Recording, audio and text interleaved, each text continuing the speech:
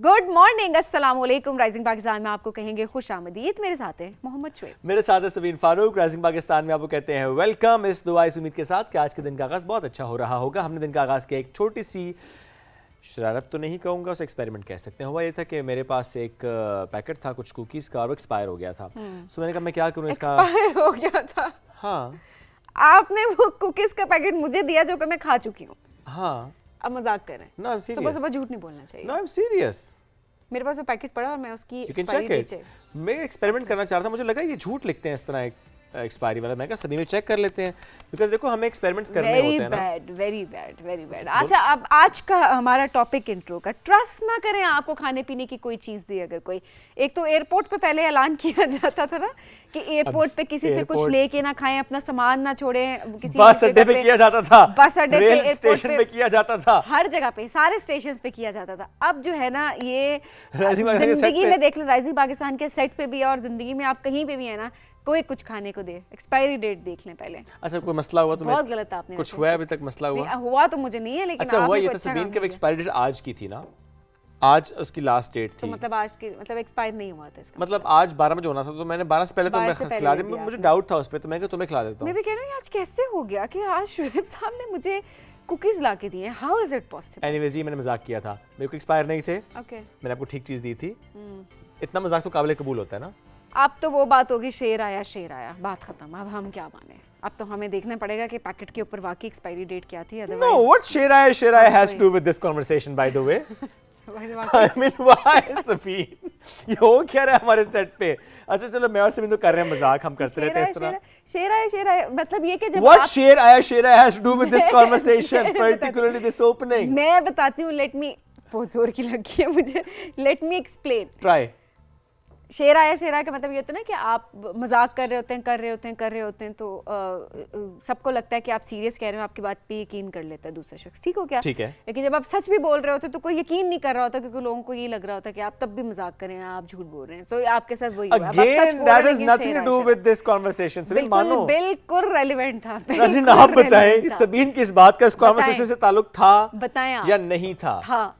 नहीं था, रहेगा, हमेशा रहेगा। बताएं। अब चूंकि सबीन ने कह दिया है, अब इसने उसे जस्टिफाई करना है और करके रहेगी, तो हम कुछ कर नहीं सकते, क्योंकि खातून है, एक तरह की इंसान भी है, तो ठीक ही बात कर रही होगी। एब्सोल्युटली फाइन, ये हंसी मजाक चलता रहेगा, आप भी आपस में हंसी मजाक करते रहा करें। लेकिन हाँ, ये जो हंसी मजाक होते हैं कॉमेडी से मुतालिक हम जब बात करते हैं, आज हमारा मौजू भी ये है कि कॉमेडी क्या है। क्योंकि हम देखते हैं स्टैंड अप कॉमेडी के नाम पे, कॉमेडी शोज़ के नाम पे बहुत से कमेडियंस, बहुत से सोशल मीडिया पे कंटेंट क्रिएटर्स जो कहते हैं हम तो कॉमेडी कर रहे हैं या हम एंटरटेन कर रहे हैं, उसमें वो गुफ्तगू में किस तरह के अल्फाज का इस्तेमाल करते हैं, उन गुफ्तगू में किस तरह की बात होती है, इस पर हमें सोचा कि आपसे जिक्र करें। हमने अपनी राय भी आपसे शेयर करना मुनासिब समझी, because that's what me and Sabeen do, कि हम अपनी राय आप तक पहुंचा रहे होते हैं। The other day I went to attend stand up comedian, उसका शो था, तो मैं वहाँ चला गया। मेरी वाइफ ने जो कि टिकट्स लिए हुए थे, she wanted to visit that, तो मैंने कहा फाइन वी कैन गो। वहाँ जाके मालूम हुआ कि वहाँ आकर 65 मिनट हमने किए हैं ज़ाया, चूँकि वहाँ पर जो कॉमेडी हो रही थी वो ऐसी थी कि जो कि ना होती तो बहुत बेहतर था, लेकिन बहरहाल वो हुई क्योंकि उन्होंने करनी थी और वो करके छोड़ी। और ये वाकई आप कॉमेडी के नाम पे ना, मतलब लोग पत्नी इतना वल्गर कंटेंट अब सामने आना शुरू हो गया है कि आप हैरान हो जाते हैं। और लोग हंस भी रहे होते हैं, एंजॉय भी कर रहे होते हैं। I don't know, like minded लोग वहाँ पे बैठे होते हैं। शुएब आप तो चले गए बिकॉज आपको पता नहीं था वहाँ पे, एंड आपको बेहतर फील नहीं हुआ, आपको अच्छा फील नहीं हुआ वहाँ जाके। बट ये अक्सर जो मैं शोज़ में अक्सर देख रही होती हूँ, कॉमेडियंस बिठाए हुए होते हैं, इतने फजूल बातें कर रहे होते हैं अक्सर के वाकई आप हैरान हो जाते हैं कि फैमिली के साथ आप बैठकर वो शो कैसे देखें, फैमिली के साथ कि आप खुद भी कैसे देखें, आपका दिल नहीं कर रहा होता वो कॉमेडी सुनने को। कॉमेडी का एक मयार होता है, जो कि उमर शरीफ साहब थे, ऐसे बहुत सारे हमारे लेजेंड्स हैं जो कि एक मयार सेट करके गए हैं। उस मयार को नीचे नहीं जाना चाहिए, उसको मज़ीद ऊपर जाना चाहिए। अगर कुछ नहीं तो कम अज़ कम मैच करने की कोशिश करनी चाहिए, कि मजाक करने में, उड़ाने में बड़ा फ़र्क है। सेकेंडली, किसी के रंग पे बात कर देना, किसी की ज़ात पे बात कर देना, कोई आप कास्ट पे बात कर रहे हैं, आप किसी के रिलीजन पे बात कर रहे हैं, मैंने अक्सर देखा है कि मजाक की आड़ में मजाक उड़ाया जा रहा होता है कि मजाक हम कर रहे हैं, आप एक्चुअली मजाक उड़ा रहे होते हैं। स्पेशली ख़वातीन के ऊपर जुमले कसना। रिश्तों के ऊपर, जैसे बीवी से मुतालिक हम देखते हैं कि बहुत ज़्यादा मजाक हो रहा होता है। आज हम प्रोग्राम में बल्कि इस पर बात भी करेंगे आगे चलकर कि क्यों इतना ज़्यादा मजाक होता है। दूसरी शादी को लेकर आप देख लें कितना ज़्यादा मजाक करते हैं, कॉन्वर्सेशंस में हम देखते हैं ये हो रहा होता है। आज इस मौजू पे बात करेंगे। हाँ, बहुत सी गलत चीज़ें हमने बहुत ज़्यादा नॉर्मलाइज कर रखी हैं इन आवर सोसाइटी, हम उस पर करेंगे बात। लेकिन अभी पढ़ना है एक ब्रेक की तरफ। जब ब्रेक से वापस आएंगे तो हम करेंगे इन समेत कुछ और मौज़ूआत पे बात। ये है राइजिंग पाकिस्तान।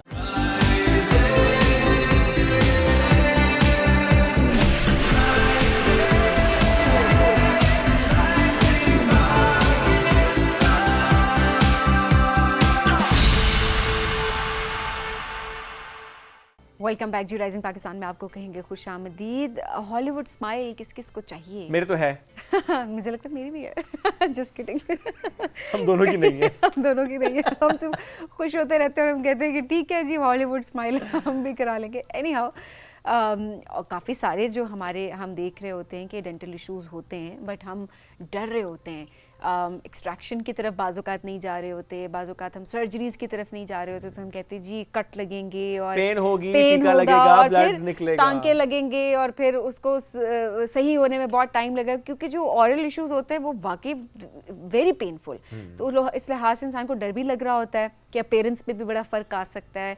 सो अब जी लेज़र डेंटिस्ट्री जो है वो इंट्रोड्यूस काफ़ी अरसे से खैर हो चुकी हमें है। नहीं पता आज था। हम बात करेंगे इस हवाले से कि ये 2013 में 2012 में और 2012 जिन्होंने में इसको पाकिस्तान में इंट्रोड्यूस कराया, आज हम उनसे आपकी मुलाकात कराएंगे कि ना सिर्फ इंट्रोड्यूस कराया, उसकी प्रैक्टिस की करवाती भी हैं, सिखाती भी हैं, कोर्सेज भी करवाती हैं माशाल्लाह। तो बगैर कट लगाए अब आप अपनी अकल दाढ़ निकलवा सकते हैं। अब कोई भी दाढ़ निकलवा सकते हैं अकल दाढ़ के साथ साथ। डॉक्टर यस, डॉक्टर जौहरिया अजहर साहिबा ने हमें ज्वाइन किया है। लेजर डेंटिस्ट हैं, इसके साथ एस्थेटिक फिजिशियन भी हैं माशाल्लाह, उसमें भी level 7 from UK. So she is a wonderful women. जिस तरह मैंने कहा 2012 में जब उन्होंने स्टार्ट किया, 12-13 की बात करें तो आई थिंक 3 से 4 मशीनें पाकिस्तान में उस वक्त थी। आज 200+ मशीन है जो कि लेज़र के थ्रू डेंटिस्ट्री के बहुत से मसाइल को हल कर रही हैं। हम क्यों जा रहे हैं अभी तक ऐसे डेंटिस्ट के पास जो हमें कट लगा के काम करते हैं? अभी पूछते हैं। अभी पूछते हैं। अस्सलाम वालेकुम जी। कैसी हैं आप? वालेकुम अस्सलाम, बिल्कुल ठीक ठाक। कैसे हैं आप लोग? जबरदस्त डेंटिस्ट हैं एंड मुझे लगता है आप फैशन डिजाइनर भी हैं। नहीं, फैशन डिजाइनर फ्रेंड्स हैं। ओके तो वो आपको स्टाइलिस्ट हैं, आप ये क्या मेरे स्टाइलिस्ट हैं? बिल्कुल बिल्कुल बिल्कुल, इसका फायदा उठाते हैं। माशाल्लाह। सो 2012 में आप पाकिस्तान आई और आपने इस पर काम किया, राइट? जी, अच्छा थोड़ा सा उसका बैकग्राउंड बताऊं कि बेसिकली मैं ओरल पैथोलॉजिस्ट हूँ। तो ठीक है। मैंने ओरल पैथोलॉजी जो है ना वो मुंह की बीमारियों का वो है, उसमें मैं प्रोफेसर हूँ। Okay. तो उस पर मैं लेज़र करने गई थी फेलोशिप इन जर्मनी, और Okay. उसमें मेरा मकसद ये था कि मैं मुंह की बीमारियां लेज़र से ट्रीट करूंगी। ठीक है। लेकिन जब मैं वापस पाकिस्तान आई तो पता चला कि लोग चाहते ये हैं ज़्यादातर कि एस्थेटिक्स हो जाए, उनका उसमें ज़्यादा डिमांड है ना, बीमारियों की निस्बत बीमारी रहे, वो कहते हैं हम प्यारे लगे बीमारी की खैर है जी। तो वो फिर लेज़र में इनफैक्ट बिल्कुल उस वक्त तो रुझान नहीं था लेज़र्स में एज अ स्पेशलाइजेशन इसको परसू करने का, ठीक है। अब भी नहीं है। सब लोग जो है जो लेज़र यूज़ कर रहे हैं उसमें बहुत कम हैं जो प्योरली लेज़र के अंदर कंसल्टेंट्स हैं, उसमें उनकी पोस्ट ग्रेजुएशन है। तो ये मैंने फिर अपनी फेलोशिप कंप्लीट की जर्मनी से, आखन यूनिवर्सिटी से, और फिर मैं वापस आई 2012 में। तो मैंने यहाँ पे कोर्सेज लॉन्च किए। उस वक्त पाकिस्तान में 2 मशीन्स थी, एक इस्लामाबाद में थी, एक कराची में थी, तीसरी मैंने खरीदी थी। तो 3 थी। अब जो है वो माशाल्लाह 280 है, सो लाइक 300 पे आ रही है। Very nice. यानी कल्चर डेवलप हो गया है, अंडरस्टैंडिंग भी आ गई है। एक्सेप्टेंस भी है। जी जी। या अभी भी जब तक सर्जरी नहीं होती प्रॉपर वाली तब तक माना नहीं जाता कि मसला हल होगा। एक्सेप्टेंस है। वो शुरू में जब मैं बोलती थी तो सब कहते थे कि जादू है क्या, काटा आपने, कट लगाया और ब्लड ना निकले।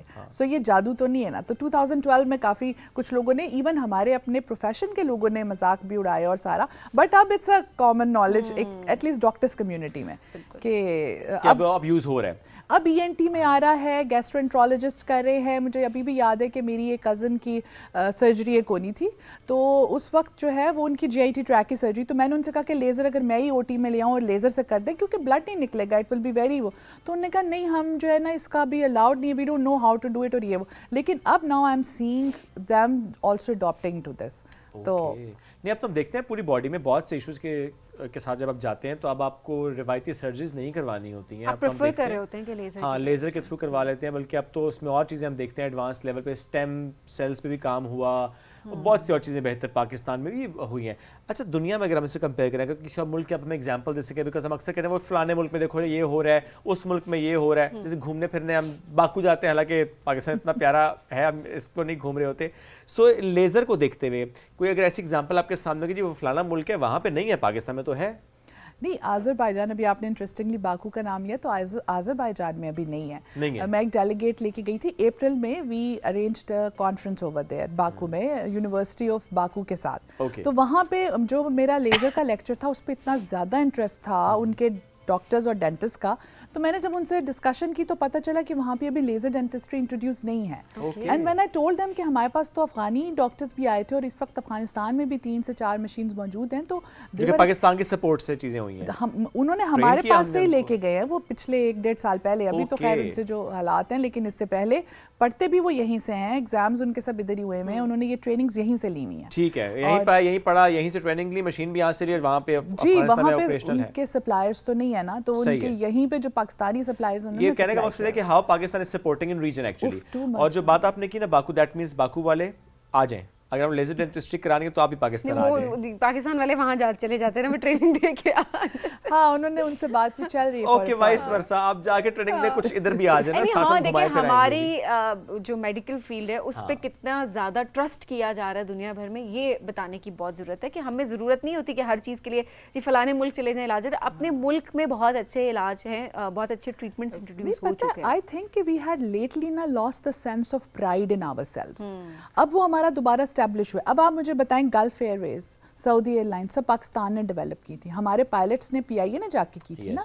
उसके बाद जो उनके तो डॉक्टर्स होते ही नहीं थे, उनके मेडिकल कॉलेजेस उनके यहाँ से स्टूडेंट्स पढ़ के गए। मैं जब स्टूडेंट थी तो मेरे साथ कितने सारे अरब्स थे, 50% मुख्तलिफ कंट्री से। तो वो हमने ट्रेनिंग्स की हुई है। अभी कुछ अरसे से हमने अपने आप को ना बहुत अंडर वो कर लिया था सोच में और उसमें, लेकिन हम फिर इंशाल्लाह दोबारा से उभर रहे हैं। तो आई थिंक वी स्टार्टेड मजीद बेहतरी की तरफ जाएंगी। So many things we started in Gulf. अब हम आज़रबाईजान और ये जो रशियन स्टेट्स हैं इनको टेक्नोलॉजी दे रहे हैं, तो I think it's something very huge. Absolutely. अच्छा, हाँ डॉक्टर साहब, जो लोग नहीं जानते अभी तक लेजर डेंटिस्ट्री से मुतालिक, कौन कौन से मसाइल हों तो लेजर डेंटिस्ट्री में उसका हल होता है? देखिए, लेज़र जो है ना डेंटिस्ट्री में वो 2 टाइप्स की बेसिकली यूज़ होती है, सॉफ्ट टिश्यू लेज़र और एक होती है all tissue laser. All tissue laser जो है वो आपके दांत को भी काट सकती है, बोन को भी काट सकती है। जो सॉफ्ट टिश्यू लेज़र है वो जस्ट सॉफ्ट टिश्यू को करती है। तो इसमें ये कि हर किस्म की सर्जरी आपने, मतलब आप यू नेम अ थिंग ना, मतलब हर किस्म की सर्जरी लेज़र से होगी। उसमें ये कि जैसे आप लोग कहते हैं कट तो लगता है, बट द कट इज़, उसमें पेन बहुत कम होती है और उसमें ब्लड नहीं निकलता। जब ब्लीडिंग नहीं होती तो हम पोस्ट सर्जरी में स्टिच नहीं लगाते। अब आप देखें ज़्यादातर लोगों को सर्जरी से जो प्रॉब्लम होता है वो पोस्ट केयर और पोस्ट पेन में होता है। स्टिच लगे होते हैं, हफ्ता रहते हैं, फिर वो निकलते हैं, उससे पेन होती है। इसमें स्टिचेस हैं ही नहीं, तो आपको वो वाली चीज़ तो ख़त्म होगी ना। अच्छा, लेज़र इज समथिंग, मैं आपको बताऊं, it's a spiritual way of treatment मैं कहती हूँ, और नेचुरल। अब कई लोग इस पे कहते हैं नेचुरल कैसे हैं। देखिए, लेज़र हमने नहीं बनाई, अल्लाह ताला ने बनाई हुई है। उन्होंने जिस कंपाउंड में बनाई थी ना, हम क्या करते हैं वो कंपाउंड नेचुरली अकरेंगे। जैसे CO2 लेज़र है, वो तो CO2 गैस है ना, उसमें हमने बनाई है CO2 नहीं, हम उसको मशीन में डाल देते हैं, मशीन में से करंट निकालते हैं, तो वो जो कंपाउंड अल्लाह ने बनाया उसके अंदर से फोटॉन्स लेज़र के निकलने शुरू हो जाते हैं। हम उसको डायरेक्ट कर देते हैं टू अ टिश्यू। सो अब मुझे बताएं इससे नेचुरल क्या है। अब उसके फिर साइड इफेक्ट्स कैसे होंगे? There are no side effects. जैसे वो राफेल के लिए हमने कहा था ना, it's a very good plane if engaged well. तो laser is a very good instrument if engaged well. अब अगर करने वाले को पता नहीं है सेटिंग्स क्या रखनी है, वो हो सकता है बर्न प्रोड्यूस करते, but that burn is because of the operator fault, not the laser. तो इसके कोई आई होप 280 मशीनें ठीक ऑपरेट हो रही हैं। हाँ वो जो है ना, आप देखिए डेंटिस्ट्री में स्लो क्यों आया। मेजॉरिटी ऑफ द लोग जो है वो पहले उन्होंने पोस्ट ग्रेजुएशंस की हैं। अब देखिए ये इन्वेस्टमेंट भी बहुत बड़ी है ना, लेज़र इक्विपमेंट इज़ एक्सपेंसिव, उसकी पोस्ट ग्रेजुएशन इज़ एक्सपेंसिव। फिर उसके इस वक्त जो है थोड़ा सा पेइंग पावर कम है लोगों का, तो आप कोर्सेज भी तो करवा रही हैं? जी, मैं आखिर यूनिवर्सिटी जो है उसके साथ भी कराती थी, यानी उनका कोर्स यहाँ ऑफर था। और वो चूँकि ज़ाहिर यूरोज़ में, हालांकि उन्होंने हमारे लिए बहुत कम की हुई थी फ़ीस, लेकिन 5000 यूरो, बाकी दुनिया में वो 10,000 यूरो का करा रहे थे, पाकिस्तानियों के लिए 5000 यूरो, बट हमारे लिए 5000 यूरो भी काफ़ी ज़्यादा थे। तो फिर मैंने लोकल भी ऑफर कर दिए, मतलब सस्ते, जो यहाँ अफोर्डेबिलिटी इशू ना हो। PKR only. हाँ, PKR। अच्छा डॉक्टर साहब, थोड़ा सा अब हम चाहेंगे अवेयरनेस के पॉइंट ऑफ व्यू से, हमें भी नहीं एक चीज़ पता है, तो बहुत सारी शायद और लोगों को भी ना पता हो। जो आम हम डेंटल Extraction. इश्यूज होते हैं, आप दांत एक्सट्रैक्ट करने की बात करें, चले विजडम टूथ की बात करें, हम अकल दाढ़ के लिए बड़े लोग परेशान होते हैं, मैं खुद बड़ी परेशान हूँ, तो मैं इसीलिए नहीं जा रही होती, कट लगेगा, ये होगा वो होगा, और मैं अभी तक नहीं, मैं पेन बर्दाश्त कर रही होती हूँ। अभी तुम्हारी उम्र भी तो जो नहीं ना, तो नॉर्मल जो है, अगर आप एक्सट्रैक्शन की तरफ जाते हैं उसमें क्या फ़र्क होगा, और जो लेज़र के थ्रू जाते हैं कितना पेन कम होगा, क्या फ़र्क होगा? अच्छा, इस पे देखिए कुछ चीज़ें हैं जो कन्वेंशनल होती हैं। अब अगर एक एक्सट्रैक्शन आपका खासतौर पे जो थर्ड मोलर है और वो टेढ़ा पड़ा हुआ है, so it has to be extracted, वो कन्वेंशनल तरीके से ही होगा। ठीक है। और ज़ाहिर है हम एक्सट्रैक्शन कट के बगैर तो नहीं लगा कर सकते ना, कट होगा, ऊपर से बोन रिमूव होगी तो ही होगा ना। अच्छा, लेज़र इसमें ये कर लेती है कि जब आप लेज़र से सॉफ्ट टिश्यू कट भी दें और हार्ड टिश्यू कट भी दें, तो एक वही बात है कि वो जो कटिंग है वो सुपीरियर होगी to a cutting with the scalpel. Okay, उसमें जो है एक तो ब्लड नहीं निकलेगा और हीलिंग फास्ट हो जाएगी। अब ये होती कैसे है, ये मतलब स्टैब्लिश्ड साइंस है, इसमें ये नहीं कि ऐसी कोई बातें हैं। जो लेज़र है ना, आपको पता है लाइट, अल्लाह ताला भी नूर का जिक्र है ना कुरान में, इसकी अभी तक ट्रू नेचर साइंटिस्ट अंडरस्टैंड नहीं कर सके। Sometimes it behaves as a wave, कभी ये फोटॉन्स की तरह बिहेव करती है, तो ये ना सेल के लेवल पे आके इंटरैक्ट करती है। ओके, तो ये सेल्स को आप समझे नम कर देती है। और आपने एंडोर्फिन सुने होंगे, हम जब चॉकलेट खाते हैं तो एंडोर्फिन रिलीज होते हैं, तो लोकल जहाँ कट लग रहा होता है ना, वहाँ एंडोर्फिन रिलीज होने शुरू हो जाते हैं, नाइट्रस ऑक्साइड शुरू हो जाती है रिलीज होनी।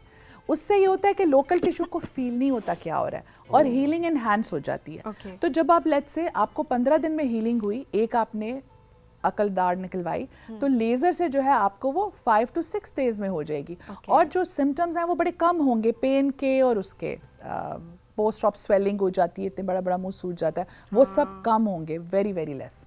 So it's a superior way of treating इस चीज़ में। और कन्वेंशनल में और लेज़र ट्रीटमेंट में सस्ता और महंगे वाला कॉन्सेप्ट भी आ जाता जी, है? वो तो फिर है ना, एक्चुअली वो बनता है, अदरवाइज हर कोई लेज़र ट्रीटमेंट कराए। लेकिन अब जैसे मेरे पास अमेरिकन लेज़र है, उसकी एक टिप ही सिंगल पेशेंट यूज टिप है, वही ठीक ठाक Cost है महंगी उसकी है, ज़ाहिर। तो मेरी जो बेस कॉस्ट है वही ज़्यादा हो जाती है। कितना ज़्यादा, कितने परसेंटेज के परस्पेक्टिव से अगर पूछें कितना ही फ़र्क ज़्यादा होता है? कन्वेंशनल और लेज़र में काफ़ी हो जाता है। क्योंकि देखिए टिप ही की आप एक बात करें, वो यूज ही एक पेशेंट पे होनी है, उसकी इतनी कॉस्ट है, वो तो एडिशनल हो गई ना जी, जी। ऑब्वियसली। लेकिन हाँ, आप उसको देखें, डाउन टाइम उसका देख लें, फायदे भी तो जल्दी बहुत आपकी है ना? हीलिंग होगी, पेन कम होगी, आपको तो उसका ज़्यादा तो फायदा भी ऑब्वियसली है। इफ यू कैन अफोर्ड तो आपको बेहतर ट्रीटमेंट की तरफ जाना दिस इज द चाहिए। ओनली डाउन साइड उसमें।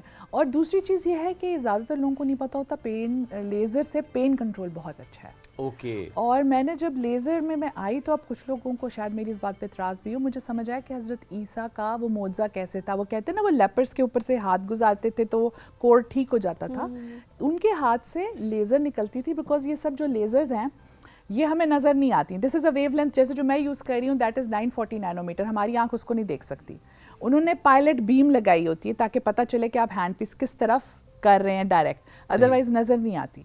तो वो जो वर्किंग है उसकी, अच्छा ये वायरसेस को भी मारती है, बैक्टीरिया को भी मारती है। हम हर्पीस का भी इससे इलाज करते हैं। Okay. हर्पीस है ना, वायरस को मार देती है विदाउट टेकिंग एनी मेडिसिन। तो वो आई बिलीव कि जब हज़रत ईसा हाथ करते थे तो उनके हाथ से ये नूर की और लाइट की ही वो वेवलेंथ्स निकलती थी, जो इंसानों को तो नज़र नहीं आ रही होती थी, मगर वो जाके इंटरेक्ट करके बैक्टीरिया को मार देती थी। हम सेम चीज़ अब कर रहे हैं मसूड़ों पे, मसूड़ों की बीमारियों के लिए हम इस लेज़र को यूज़ कर रहे हैं बैक्टीरिया को मारने के लिए, तो पूरे मसूड़े डिसइंफेक्ट हो जाते हैं। अच्छा डॉक्टर साहब, एक वक्त के साथ साथ जब आपकी एज बड़ी होती है तो मैंने कुछ लोगों को देखा उनके मसूड़े बड़े होते हैं। जी बिल्कुल। दांत मसूड़े छोटे होने बड़े शुरू हो जाते हैं ना? या दांत छोटे होना शुरू हो जाते हैं, या मैंने अक्सर देखा है कि उनके दांत बड़े बड़े लगना शुरू हो जाते हैं और मसूड़े ऊपर की तरफ जाना शुरू हो जाते हैं, गिंजिवल सिकुड़ना शुरू। डिसीजन वो ये इसीलिए क्या होती है ना, conditions हैं? बैक्टीरिया होता है, उस बैक्टीरिया से इरिटेट होके ना मसूड़े अपनी जगह छोड़ के ऊपर जाना शुरू हो सही। जाते हैं। अगर आप उसका इलाज वक्ती करा लें तो वो जवानी में ही करा लें तो वो वापस आ नहीं, जाता है। अगर हो जाए तो फिर लेजर के थ्रू या जी वैसे जी, possible लेजर नहीं? के थ्रू तो उसका बेस्ट इलाज है ना वो सही। तो। और हम आम कन्वेंशनल, उसमें देयर इज नो कन्वेंशनल, जैसे हम सर्जरी में कह रहे थे ना, लेजर वर्सेस कन्वेंशनल। Right. ये एक है laser assisted periodontal therapy, LAPT है, यूरोप का कॉन्सेप्ट है, और सेम चीज़ लनैप अमेरिकन कॉन्सेप्ट है, ये हम पाकिस्तान से ऑफर कर रहे हैं।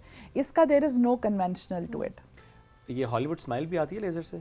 हॉलीवुड स्माइल आ जाती है, लेजर उसमें plays a very important role. मगर अब मैं सोच रही हूँ हम लोग जो है ना अपनी लॉलीवुड स्माइल एक बनाएं। लॉलीवुड स्माइल के लिए लेजर, वाह। तो उसमें क्या कट करते हैं गम्स को, क्या करते हैं? जी, अगर जैसे कुछ लोगों के मसूड़े अलाइंड नहीं होते ना, एक साइड पे सी नहीं होता एक मसूड़े का जो बना हुआ, वो बड़ा होता है, एक साइड पे छोटा होता है, तो हम उसको बिल्कुल इक्वल कर देते हैं। दांतों का कलर शेड जो बंदा चाह रहा है, जैसे कुछ लोग कहते हैं एक्सट्रीमली वाइट चाहिए उनको, तो वो उसके भी कई मेथड्स हैं। दांतों की ब्लीचिंग भी हो सकती है या हम उसको वीनियर से कवर भी कर सकते हैं। तो मतलब सेफेस्ट मेथड क्या होता है? बिकॉज ब्लीचिंग को नॉर्मली हम कंसीडर करते हैं कि it's not that safe to use. Time खत्म हो गया उसका और तो उसके बाद फिर येलो ज़्यादा होना शुरू हो जाते हैं दांत। नहीं, टाइम खत्म होने के बाद येलो नहीं होते उसमें, अगर आपकी किट अच्छी है ना।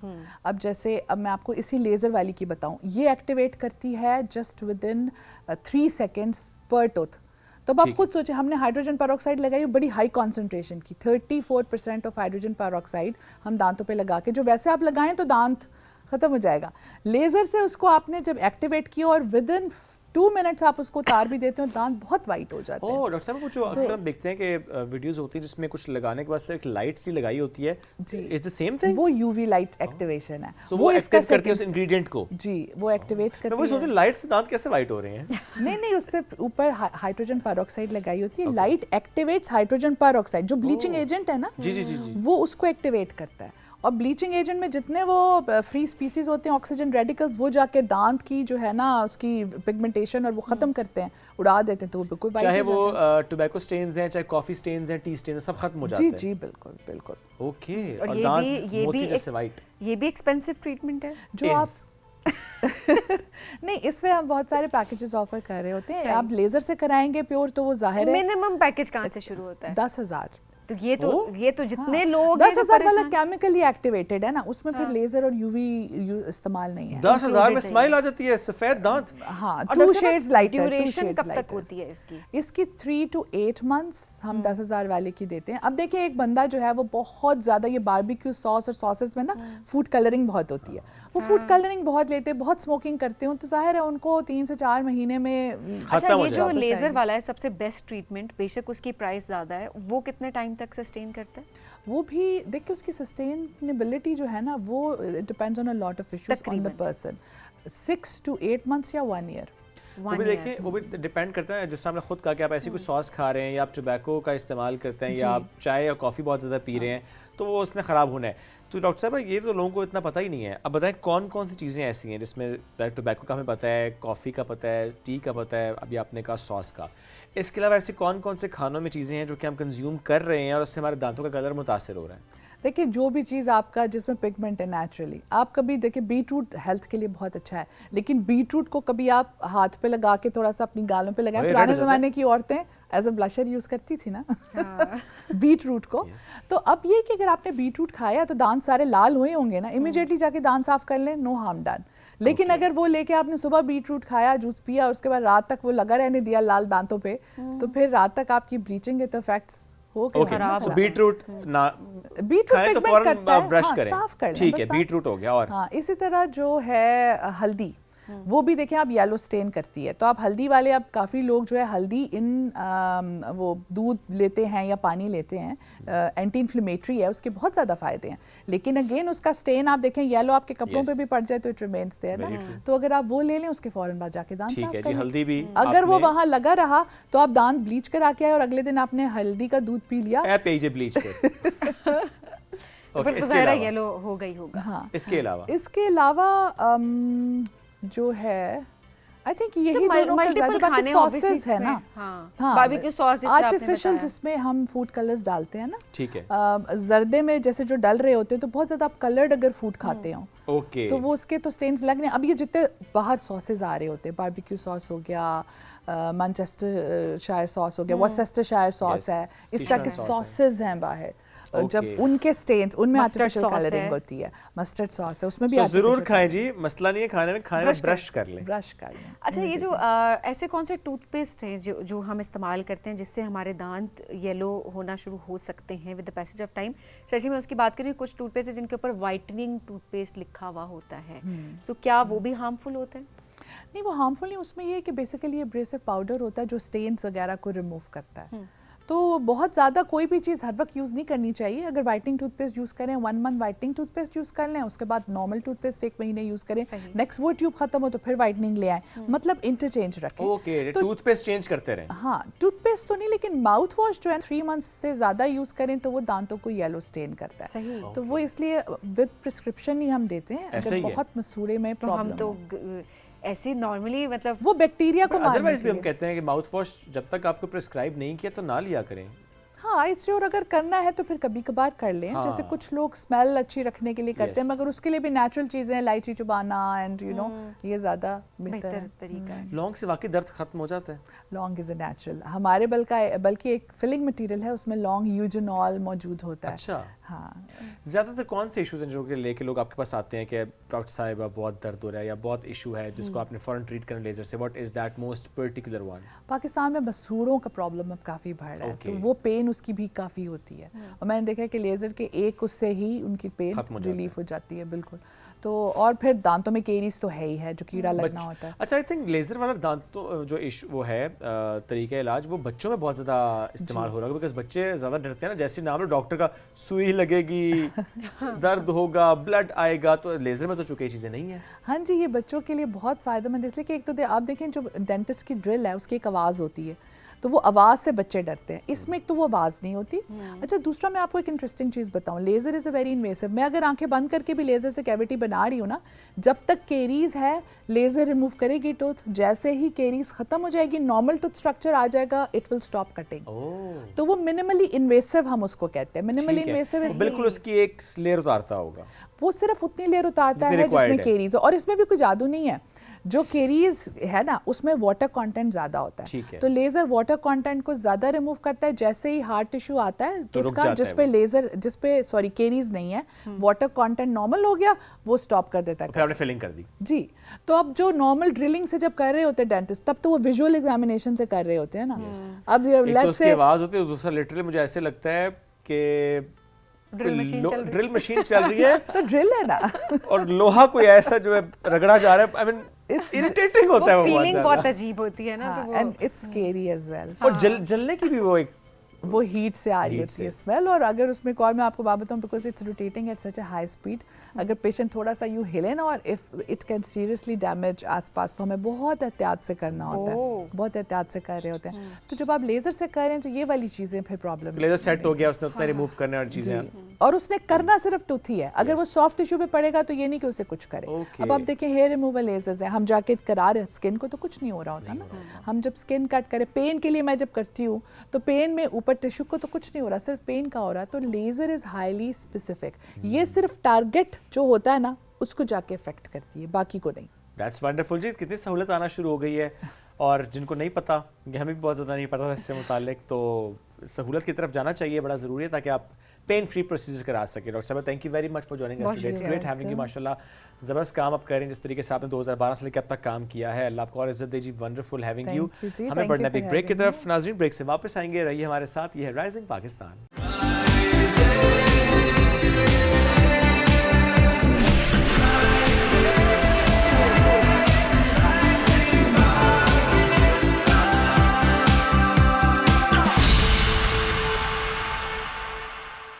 Welcome back. राइजिंग पाकिस्तान में एक बार फिर कहते हैं खुश आमदीद। अक्सर हम यूनिवर्सिटी से मुतालिक बात कर रहे होते हैं, एकेडमिया की बात हो रही होती है, रिसर्च की बात हो रही होती है, और जब हम इंटरनेशनल लेवल की यूनिवर्सिटीज़ और उनकी लिस्ट वो देख रहे होते हैं, हम कहते हैं कि वे आर वी स्टैंडिंग। हम अपनी यूनिवर्सिटीज़ की बात करते हैं, डिफरेंट रैंकिंग्स होती हैं, हम उसकी बात कर रहे होते हैं कि अच्छा हमारी यूनिवर्सिटी की रैंकिंग कहाँ पर आ रही है, जिसमें कादिर यूनिवर्सिटी भी है, जिसमें लम्स भी है, जिसमें नस्ट भी है, बहुत सारी यूनिवर्सिटीज़ हैं। सो हम देख रहे होते हैं किस तरीके से हमारी यूनिवर्सिटीज़ आहिस्ता आहिस्ता और बेहतर तौर पर आगे आ रही हैं। और प्लस जब यूनिवर्सिटीज़ की बात है, ज़रा उसमें रिसर्च, क्वालिटी ऑफ रिसर्च, ये बहुत ज़्यादा उसकी सिग्निफिकेंस होती है। तो आज एक ऐसे ही साइंटिस्ट ने हमें ज्वाइन किया जो कि ना सिर्फ 2024 बल्कि 2025 में भी दुनिया के टॉप 2% साइंटिस्ट में उनका शुमार होता है। दैट मीन्स कि उनका जो काम है वो बहुत ज़्यादा उसकी साइटेशन है, बहुत से लोगों ने उनके काम को कोट किया है, उनके काम को सराहा है, उनके काम से मदद हासिल की है। तो आज हम उनसे मुलाकात भी कराएंगे, थोड़ा सा तारुफ उनका कराते हैं। तारुफ लंबा है लेकिन मैं कोशिश करता हूँ मैं जितना करा सकूँ। प्रोफेसर डॉक्टर मौज़म अली खान खटक साहब, सीनियर मेंबर हैं IEEE USA, association for advancement of artificial intelligence USA, Pakistan academy of science, और इस वक्त वो डायरेक्टर हैं science and technology फराबी Quaid university में। इसके अलावा भी माशाल्लाह बहुत सारा काम है ऑब्वियसली, वो हम कर रिया रखे को कूजे में बंद करने वाली बात है, लेकिन बाकी का उनका एक्सपीरियंस हम उनकी जुबानी जानते हैं। Absolutely. प्रोफेसर साहब को वेलकम करते हैं प्रोग्राम में। अस्सलाम Thank you so वालेकुम डॉक्टर much. साहब, कैसे हैं आप? Thank you so much. बहुत शुक्रिया प्रोग्राम में हमें ज्वाइन करने के लिए। Science and welcome. टेक्नोलॉजी से मुतल्लिक सबसे पहले आपसे बात करना चाहेंगे, उसके बाद आपकी अचीवमेंट की तरफ भी हम आते हैं। प्लीज। पाकिस्तान, हमारी यूनिवर्सिटीज़ जो हैं, अब क्या उस मयार के मुताबिक स्टूडेंट्स रिसर्चर्स प्रोड्यूस कर रही हैं जो हमने एक इंटरनेशनल स्टैंडर्ड सेट किया होता है, फिर हम रिसर्चर्स के लिए बाहर बच्चों को कहते हैं जी रिसर्च के लिए आप लोग बाहर चले जाएं। इस वक्त पाकिस्तान की सूरत हाल आप क्या देखते हैं? बिस्मिल्लाहिर्रहमानिर्रहीम। First of all I would like to thank you for inviting me. Yes, this question is very relevant, और अगर मैं आपसे कहूँ so I am a true example of this. मैंने अपनी अर्ली एजुकेशन गवर्नमेंट स्कूल से की, दैन गवर्नमेंट कॉलेज में गया, दैन एक गवर्नमेंट यूनिवर्सिटी में मैंने सारी एजुकेशन कंप्लीट की, and then I moved to United States for my PhD research, and then I got my postdoc from there. Similarly, more than 65 students are there based on the MOU that I have signed. So they are actually acceptable over there because the standard of education we provided here in Pakistan meet the international standards. इसमें जो maximum student हैं वो NUST के हैं, because I served as associate dean of computing at NUST. फिर उसके बाद मैंने कायद-ए-आज़म ज्वाइन की, और नाउ मेरे 3 स्टूडेंट्स गए हैं, जिनमें से एक university of Edinburgh United Kingdom, 2 US गए हैं, and 3 have moved to Korea.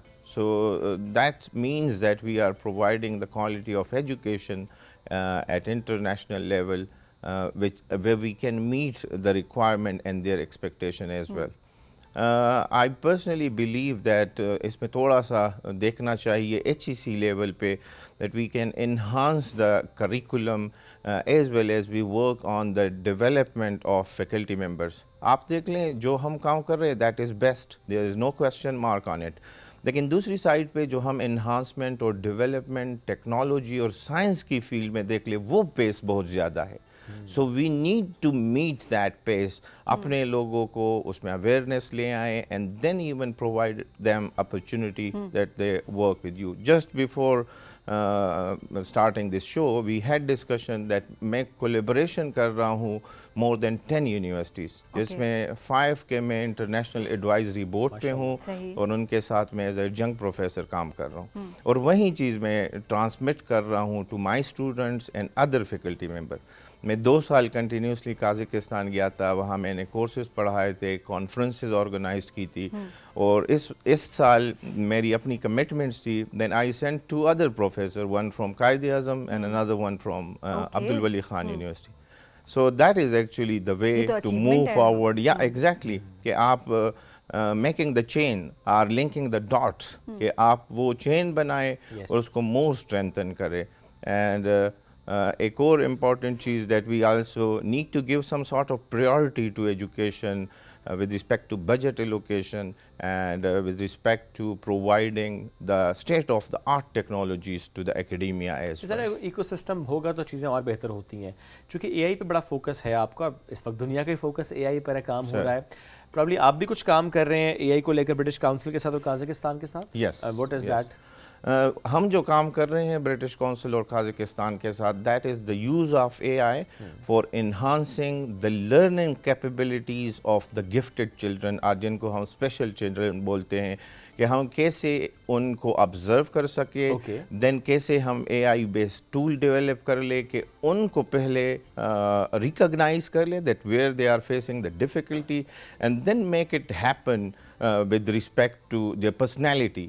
वो ऑडियो से बेहतर लर्न कर रहे हैं, वीडियो से कर रहे हैं, प्रैक्टिस से कर रहे हैं, या ग्रुप स्टडी में कर रहे हैं, या individually sometime we can provide them space and observe them that which kind of tool can be more beneficial toward their learning process. फिर उसमें कुछ इवन काइंड ऑफ एक्टिविटीज़ है जो उनकी लर्निंग को इन्हांस कर रही होती है, and we have a continue check on all the activities over there. और फिर जब मुझसे आप इंट्रैक्शन करते हैं, इवन कुछ बच्चे होते हैं, they are unable to speak, they are unable to express.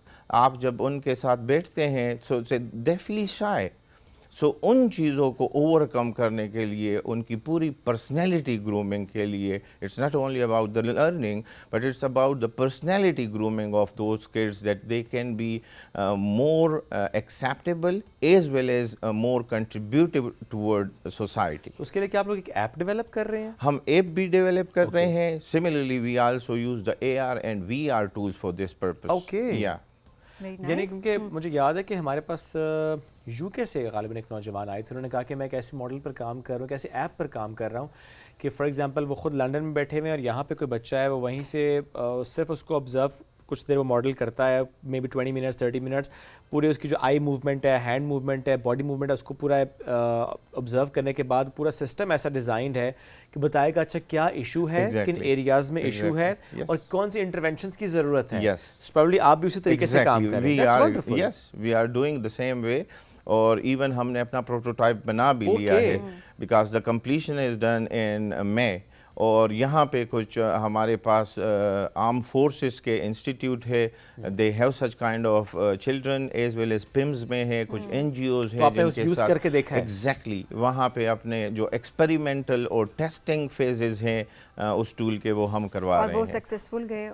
वो सक्सेसफुल गए and even we are getting feedback from them, even from their parent as well as from the teachers that how much improvement these tools have brought in the life, because उनका एक long term tenure होता है। हम तो एक दिन 2 दिन के लिए चले जाते हैं, so we note it down, लेकिन वो फिर हमें real picture देते हैं कि before 6 month क्या progress थी या where they stand and where they are now and how much improvement actually is coming through these smart tools or these so smart इस प्रोटोटाइप gadgets. से हम आगे किस तरह से बढ़ रहे हैं और क्या टारगेट है हमारा कि वही ऐप या जो मॉडल AR की बात आप कर रहे हैं उसके थ्रू हम हर जगह पहुंचा देंगे टेक्नोलॉजी और फिर वो इस्तेमाल होगी? बिकॉज इदारों के अंदर स्कूल में अगर इंक्लूसिविटी की हम बात करें वहाँ पर अगर ये मॉडल होगा तो it would be easier for teachers कि आप उन बच्चों के साथ आराम से इंटरेक्ट कर पाएंगे। यस, मैंने जैसे बात की, आप देख लें a lot of people who are facing such kind of problem and in our society even people don't accept it sometimes, yes, and even that person is not acceptable sometime inside its family. So we are trying to make him as a competitive person with his sibling, with his cousins, with other people in the schools as well. मैं आपको एक और बात बता दूं, हम जो difficulty face कर रहे हैं इस लेवल के बच्चे हमें यूनिवर्सिटी लेवल पे नहीं मिलते। रीजन इसके स्कूल और कॉलेज पे अनफॉर्चुनेटली हम उनका इतना मजाक उड़ा लेते हैं कि दे सिंपली ड्रॉप। और इवन पेरेंट्स और वो कहते हैं, even their sibling feel some kind of shame that they belongs to them, some sort of, and they stop them, don't go out of the house, don't go to college and all those things. तो university level पे unfortunately we have very few people जो higher education में जाते हैं, ना होने के बराबर इसकी एक वजह ये भी तो है ना कि हमने ऐसे लोगों के लिए जॉब अपॉर्चुनिटीज़ भी तो प्रोवाइड, मतलब हमने कोई क्रिएट भी तो नहीं की हुई ना स्पेस। इट्स बिकॉज हम जब बात करते हैं इंक्लूसिविटी की, ठीक है वो क्लासरूम तक की तो हम बात कर रहे होते हैं कि क्लासरूम में चलें, कॉलेज चलें, यूनिवर्सिटी लेवल पे भी हमने ग्रेजुएट भी करवा दिया। तो अक्सर लोग तो इसलिए नहीं पढ़ा रहे होते कि अब इतना पढ़ा के या सिखा के क्या करना है, आगे जाकर इसका कोई फ़ायदा नहीं है। असल में ये जो सोच है ये गलत सोच है। हमने इवन उनको रिस्ट्रिक्ट किया, उनके लिए गवर्नमेंट ने एक अपना कोटा सिस्टम रखा है डिसेबल पीपल के लिए, लेकिन वो 1-2 बंदे होते हैं, लोग ज़्यादा होते हैं। हमने उनको इस काबिल बनाना है कि वो नॉर्मल लोगों के साथ compete कर ले। That's the main aim that we have. They don't consider themselves as a damaged part of the society. हमने उनको उस मेन स्ट्रीम में लाना है, एग्जैक्टली उस मेन स्ट्रीम में लाना है where they will compete with the normal people, and we have many examples. There is a word famous जिसको हम कह सकते हैं मोटिवेशनल स्पीकर, जिसके ना दोनों पैर हैं ना दोनों हाथ हैं, and he is motivating. He has written many books, he has 3 kids, and he is contributing at multiple levels, so you can just compare him with many normal people. बात ये है कि opportunities provide करने और specially सोच को बदलना है, सोच बदलनी and बहुत that's ज़रूरी what है। we are actually contributing on that side as an IT expert or computer expert, that how modern technologies can help them, even if we don't have a caretaker for them for 24/7, at least we should provide them a platform where they can interact, where we can find out their weaknesses, and then we work on those weaknesses to improve and अच्छा sir, enhance ऐसे their में performance. अब ऐसे इंसानी जहन बाजों का दंग रह जाता है जिस तरीके से टेक्नोलॉजी तरक्की कर रही है। Yes. और हम कुछ टाइम पहले की अगर बात करते हो तो हम कहते थे कि अच्छा पता नहीं ऐसा, आज हम मतलब ये बातें कर रहे होते बैठ के कि वो पहले ज़माने के लोग तो ऐसे कर रहे होते थे। अब कुछ टाइम के बाद अगली जनरेशंस कह रही होंगी ये तो टीवी पे बैठे होते थे। बहुत सारे आइडियाज देख लें, आई मीन अब 90s और 2000 के बाद we went to Gen Z and then we moved to Gen Alpha अब Gen Beta और है। Gen Beta आया है 25 में 26 और उनके आएगा। लिए आप देख लें, for us when we were children the quotient was IQ, intelligence, and then emotional quotient EQ.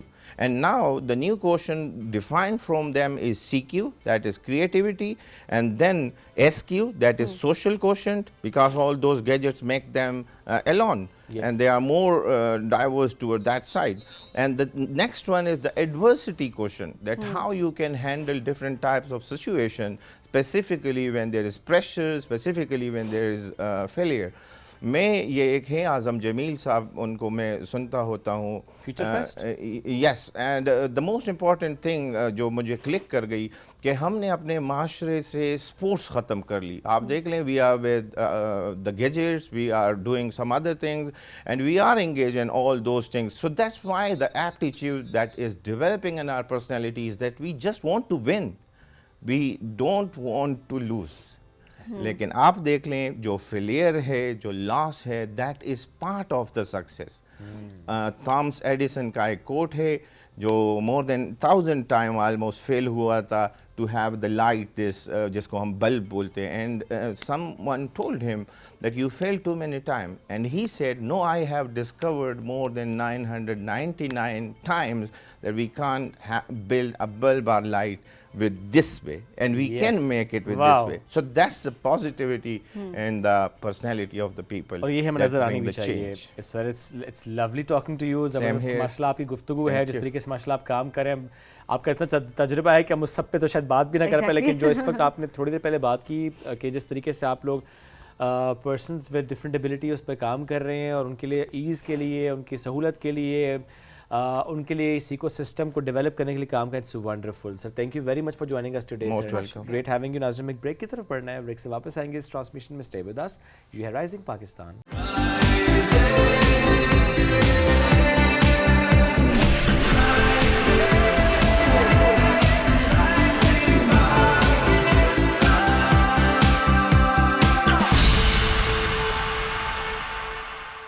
Welcome back जो राइजिंग पाकिस्तान में आपको कहेंगे खुश आमदीद। जब हम डाटा की बात करते हैं तो लोग कहते हैं हमारा क्या इंटरेस्ट डाटा में, नंबर्स में हमें कोई इंटरेस्ट नहीं है, या हमने सिर्फ इसको जो सेंसस है उसके लिए यूज़ करने के लिए रखा होता है। जैसे डाटा है, पता चल जाए जी पॉपुलेशन कितनी है एंड ऑल दैट। आम लोग कहते हैं हमें कोई ख़ास इंटरेस्ट नहीं है अनटिल अनलेस वो चीज़ उनके ऊपर आ जाए। आज बड़ा इंटरेस्टिंग डाटा हमारे पास। आज तो बहुत इंटरेस्टिंग मौजू भी है हमारे पास। अदरवाइज वो डाटा की बात आपने की कि हमारे पास इदारे शुमारत का डाटा आ रहा होता है, वीकली बेसिस पर भी आ रहा होता है, महंगाई से मुताल्लिक भी चीज़ें आ रही होती हैं, क्या चीज़ सस्ती हुई, क्या चीज़ महंगी, उस पर तो बात हो रही होती है। लेकिन आज का मौजू बड़ा इंटरेस्टिंग है और वो है शादी से जुड़ा।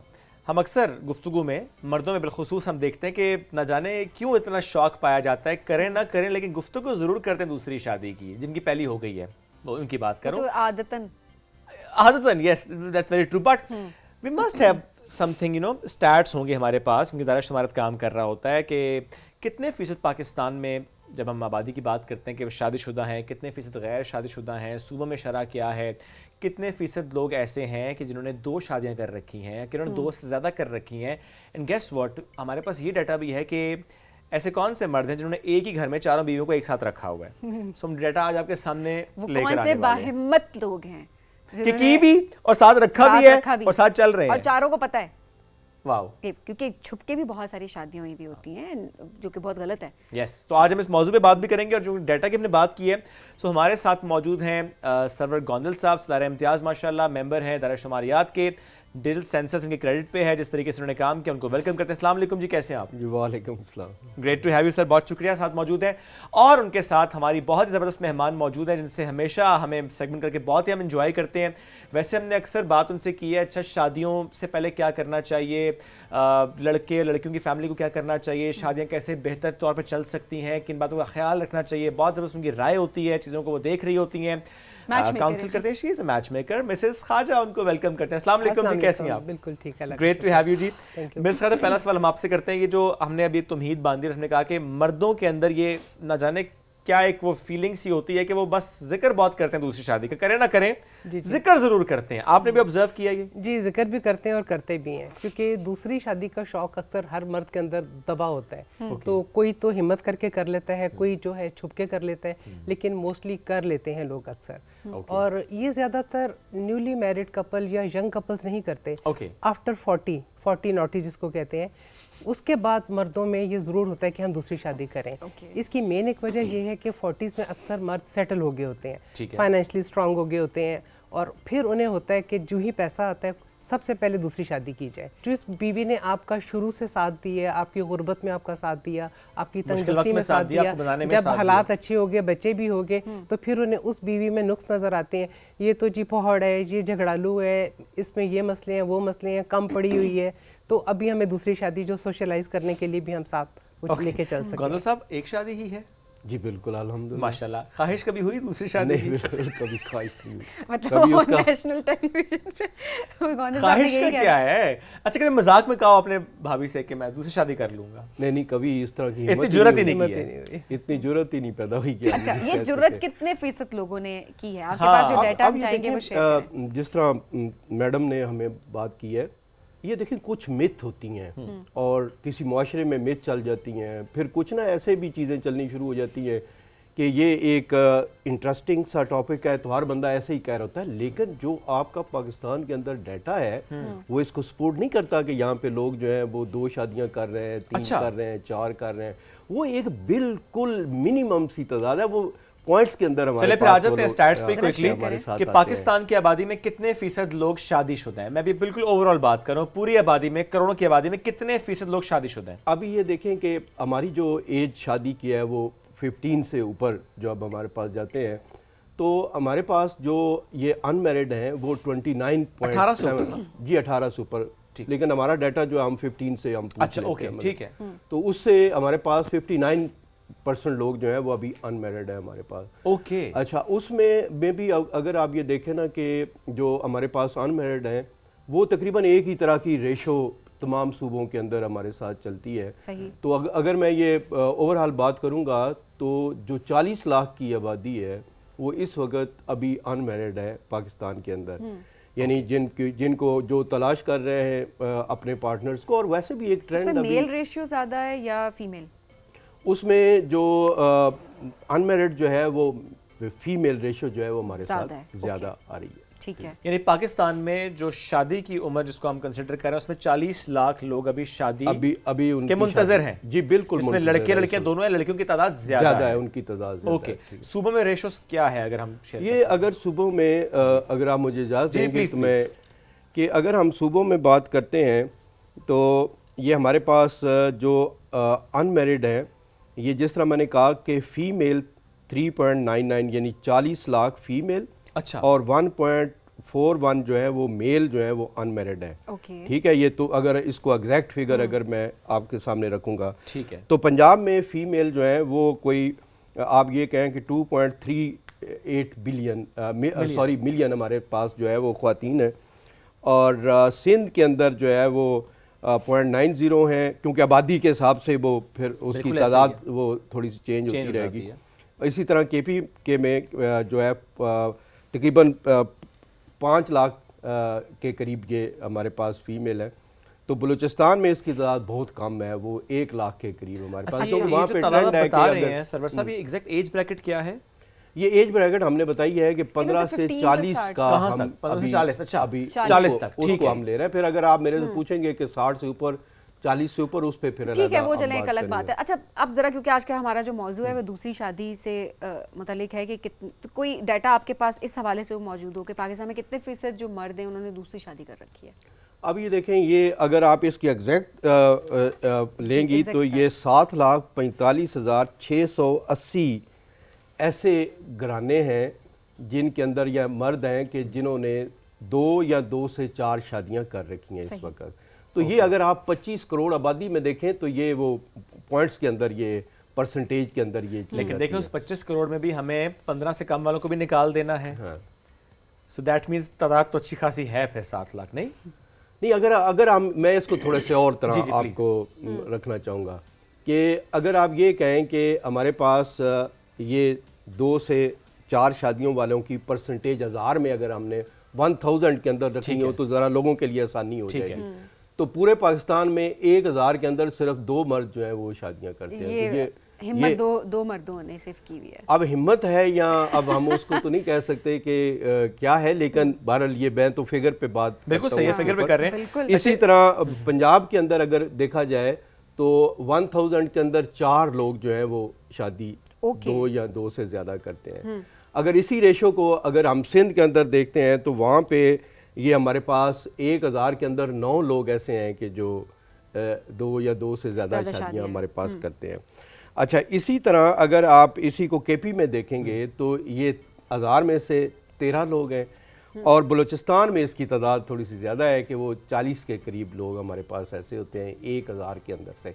तो अगर फिर भी इसको अगर देखा जाए तो मैं ये, अगर हम अपनी सोसाइटी की बात करें, इसकी कदरों की बात करें या टॉलरेंस की बात करें या एक दूसरे के साथ मोहब्बत की बात करें, रिश्तों के साथ जुड़े रहने की बात करें, तो ये बिल्कुल कोई तादाद नहीं है कि जिसको आप उस तरह। अच्छा मिस्टर खान, हमने एक चीज़ और भी देखी है, स्पेशली आज की जनरेशन है जो अब जिनकी शादियाँ हो रही हैं, कि टॉलरेंस तो है नहीं उनमें।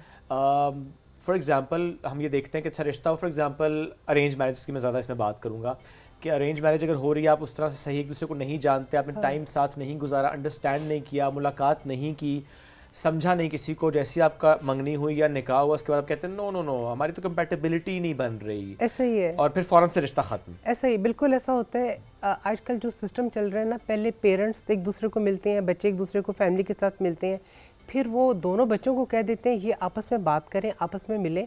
अगर इन्होंने ओके किया, इनकी मेंटली कंपैटिबिलिटी हुई तो या एक दूसरे को समझ गए तो हम बात आगे चलेगी। इसमें से 80 या 70% तो ओके हो जाता है। अदरवाइज़ काफ़ी सारी फैमिलीज़ का, इवन कि आप यकीन करें शादी फाइनल हो गई है, कार्ड छप गए हैं, गेस्ट घर में आ गए हैं, तो बच्चा कह देते हैं नहीं जी हमारा नहीं हो सकता, हम नहीं करेंगे। इतने तक हुए हैं, ऐसे तक हो गए। जी जी, ऐसे तक। अच्छा सरवर साहब, थोड़ा सा हम दूसरे स्टैट्स पे भी आते हैं, चूँकि सेंसस में हम देखते हैं कि ज़ाहिर जो डाटा आ रहा होता है सामने, उसकी बुनियाद पे चीज़ें बहुत ज़्यादा आगे बढ़ रही होती हैं। हमने ये सुना कि उसी सेंसस में भी कुछ ऐसी इंटरेस्टिंग चीज़ें आपके सामने आई जहाँ पे ख़वातीन कॉल करती हैं और पूछती हैं बताएं मेरे हस्बैंड ने कहीं दूसरी शादी तो नहीं कर रखी। कैसी कौन कौन सी कॉल्स, कौन कौन से मैसेजेस आते हैं? हाँ, अब क्योंकि ये जो डाटा लिया जाता है ये पूरे पाकिस्तान के हर घर से डाटा लिया जाता है और हर फर्द का डाटा लिया जाता है, उसकी एजुकेशन का, उसकी एज का, उसकी शादी का, उसके बच्चों का, फिर घरों के स्ट्रक्चर भी लेते हैं क्योंकि इससे पॉलिसी प्लानिंग होती है पूरे मुल्क के लिए। तो जब हम हर घर में जा रहे होते हैं तो वो ख्वातीन को हम जनरल पब्लिक के लिए हमारे नंबर जो है वो आपके साथ ओपन होते हैं कि आप कोई भी हेल्प या किसी तरह की चीज़ भी हमारे से इंफॉर्मेशन ले सकते हैं। तो हमें उसमें एक ख़ासी तादाद में ऐसी ख्वातीन के फ़ोन आए कि जिन्होंने पूछा कि आप क्योंकि हर घर से डाटा कलेक्ट कर रहे हैं और अपने मियाँ का नाम भी बता रही थी कि इसके साथ किसी और बीवी इसके साथ रहती है या कि इसका घर कोई दूसरा तो नहीं है। तो इस तरह की हमें खासी वो इंफॉर्मेशन शक था वहाँ उन्होंने कहा यहाँ से पक्का कंफर्म कर लें यहाँ इसमें हमारे अच्छा, साथ खासी डाटा प्रोवाइड करते हैं ऐसे? नहीं, कोई आप ये देखिए कि इदारा शुमारियात जो है ये एक इस मुल्क की NSO है, हम नेशनल स्टैटिस्टिकल ऑर्गेनाइजेशन है।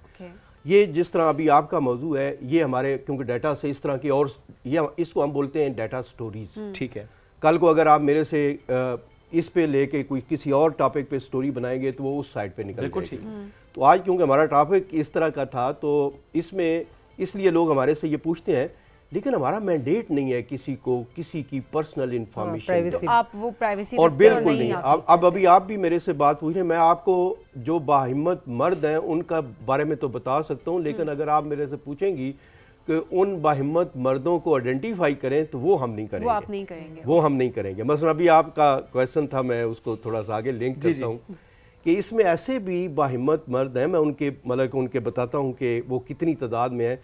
यानी मैं मैडम के लिए भी ज़रा इजी करूँगा कि डिस्ट्रिक्ट टॉप डिस्ट्रिक्ट पे हम बात करते हैं, मतलब इनके लिए ज़रा किस डिस्ट्रिक्ट में सबसे ज़्यादा लोगों ने शादियां की हुई हैं? मतलब उन्होंने शादियाँ, यानी अब मैं इसको यूँ कहता हूँ कि 3 और 4, अच्छा, और एक ही घर के अंदर उन्होंने रखी। चारों बीवियां? चारों बीवियां एक घर के। कौन सा इस्लाम में डिस्ट्रिक्ट है? इजाजत है ना, इस्लाम में इजाजत है 4 बीवियों की इजाजत है। एक कल्चरल अभी हम अब इसको यूं देखते हैं कि हमारा पेशावर डिस्ट्रिक्ट है, इसमें 4 शादियों यानी 4 बीवियां एक ही घर में 186 घर थे जिनके अंदर हमें ये पेशावर में 186 घर ऐसे 86 घर हैं जिनमें एक ही घर के अंदर लोग एक अब मर्द ने पेशावर 4 शिफ्ट बीवियां। हो जाएंगे। असल में होता क्या है, मैं अगर अब टॉपिक तो आप लोग दूसरा, मैं तो स्ट्रेट वाला आदमी हूँ, लेकिन असल में ना ये कम्युनिकेशन गैप होता है। आप ये देखें कि आप कम्युनिकेशन गैप को जब आप उसको डिक्रीज करते जाएंगे ना, तो आपके रिलेशन जो है वो बेहतर होने शुरू हो जाएंगे। क्योंकि आप सोचना कुछ शुरू हो जाते हैं कि फलां बंदा शायद ये सोच रहा है। Very true. जब आप कम्युनिकेशन करते हैं, बात चीज़ें करते हैं। कम्युनिकेशन गैप से ख़त्म होती पाइल हैं। अप ना होने दे चीज़ों आप को। अपने घरों में देख लें कि हम ये सोच होते हैं कि मेरी वाइफ ये सोच रही है, फलां ये बात कर रही है, जबकि वो किसी दूसरी शायद बच्चे की वजह से परेशान बैठी है, किसी और वजह से। जब आप कम्युनिकेशन करते हैं, और ये अभी ये मैं आपको बताऊं, कभी ये सेम मॉडल हमने कम्युनिकेशन गैप वाला ये एक आइडेंटिफाई किया, जो ये हमारे आपस में मामलात थे सेंसस के, जो मर्दमशुमारी होती है, क्योंकि इस पे कौमी असम्बली की सीटें बनती हैं, इस पे रिसोर्सेज की एलोकेशन होती है, तो हमने एक पूरी इस पे स्ट्रेटजी बनाई कि कम्युनिकेशन गैप को कैसे कम किया जाए। तो इस पे हमने तमाम सूबों के साथ, मिनिस्ट्रीज़ के साथ, पॉलिटिकल पार्टीज़ के साथ, एकेडेमिया के साथ, रिसर्चर्स के साथ ये बात बताई कि ये मॉडल है। जब आप मॉडल करते हैं ना, छुपा के जब आप चीज़ें करते हैं तो कम्युनिकेशन गैप बढ़ जाता है। जिस तरह अभी मैडम भी ये बता रही हैं, क्योंकि इनका इस हवाले से एनालिसिस है, मेरा डिफरेंट एनालिसिस है। तो ये कम्युनिकेशन आप जब गैप कम करते जाएं, आपका माशरा सुधरता चला कोई जाएगा। मसला कोई बात हो, आप पढ़े लिखे लोग हैं, बैठ के उसको रिजॉल्व फौरी तौर पर आपको बजाय चाहिए इसके कि कि वो सोचते रहे, वो कुड़ते रहे, वो करते रहे, खुद ही सवाल करते रहे, खुद ही जवाब करते रहे, और वो फिर चीजें बहुत आप बिखर फॉर जाती एग्जांपल हैं। खवातीन है तो वो पाइल अप भी कर रही हैं अपनी फ्रेंड से, मदर से, बहनों से, कजन से अच्छा, डिस्कस कुछ कर लोग रही हैं। आपको ना आपके सिंसियर नहीं होते हैं, आपको लगते हैं लेकिन सिंसियर होते नहीं, वो आपको मिसगाइड करते हैं। अच्छा, वो ऐसे कर रहे तो तुम आगे से ऐसे करो, अगर वो ऐसे कर रहे हैं बस तुम दो तो उसको जवाब दो बिल्कुल इस तरह। मतलब कुछ नेगेटिव लोग भी होते हैं जो आपकी जिंदगी और तबाह मिस्टर कर। साहब, आपको लगता है कि और नेगेटिव के डाइवोर्स अलावा की वजूहात बाज़ औक़ात खाली हस्बैंड वाइफ नहीं होते, माहौल, उनके अंदर तीसरा या चौथा बंदा होता है। जिसका कोई लेना लड़की देना माँ हो नहीं होता। सकती है, लड़की की माँ हो सकती है, उसकी बहन हो सकती है। मियाँ बीवी जैसे भी वो गुजारा कर लेते हैं, लेकिन ये जो दूसरे तीसरे लोग होते हैं ना, ये भी बहुत रीजन बनते हैं पर इसमें डिवोर्स मिस्टर साहब, क्या आपने ये देखा कि हम अक्सर ये देखते हैं हमारी सर्कल में कोई एक ऐसा दोस्त या ऐसा शख्स होता है जिसकी शादी नहीं चली होती, और चूंकि बहुत क्लोज आपसे वो होता है, आप अपनी हर बात से शेयर कर रहे होते हैं और आप उससे चीज़ें एब्जॉर्ब करते हैं, चूंकि वो मशवरा अपने सर्कमस्टांसेस से मुतालिक देगा या देगी। जी बिल्कुल ऐसा ही है। बिल्कुल आप वो नेगेटिव बंदे के साथ बैठेंगे, आपको सारे नेगेटिव थॉट्स आएंगे। आप एक पॉजिटिव जिसकी हैप्पी मैरिज है, सब कुछ है, आपको अच्छी वाइब्स आएंगी और आप भी अपनी फैमिली के साथ अपने रिलेशन को अच्छा और लेके हमें इस चीज़ चलेंगे। को समझना है कि कोई भी रिलेशनशिप परफेक्ट नहीं होता। हमें सोशल मीडिया का भी इसमें मैं कसूर ज़रूर कहूँगी। उसकी वजह यह है कि हम सिर्फ यही दिखा रहे होते हैं अनरियलिस्टिक एक्सपेक्टेशंस। अब ख़वातीन के लिए भी बिल्ड कर दी जाती है, मर्दों के लिए भी बिल्ड कर दी जाती हैं।